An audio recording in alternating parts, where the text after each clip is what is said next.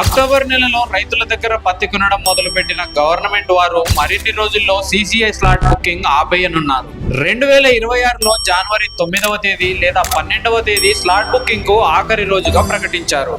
సీసీఐకు పత్తి అమ్ముదామనుకుంటున్న రైతులు ఎవరైనా ఉంటే 9వ తారీఖు లోపు కపాస్ కిసాన్ యాప్ లో స్లాట్ బుకింగ్ చేసుకుని అమ్ముకోవడానికి ప్రయత్నించండి. 12వ తారీఖు ఆఖరి గడువుగా ప్రకటించారు.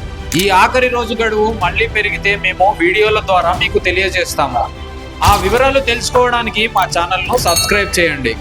ఆదోని మిల్లులు ఎన్డీబీఎల్, దారాశ్రీ, దాదాపీర్ ఇంకా కొన్ని మిల్లులలో స్లాట్ బుకింగ్ 9వ తారీఖు ఆఖరి రోజు అంటున్నారు. మరికొన్ని మిల్లులలో స్లాట్ బుకింగ్ 12వ తారీఖు దాకా నడుస్తుందంటున్నారు.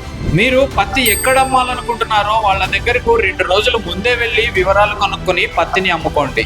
ఈ వీడియో మీకు ఉపయోగపడి ఉంటే ఈ వీడియోని ఇంకో 10 మందికి షేర్ చేయండి.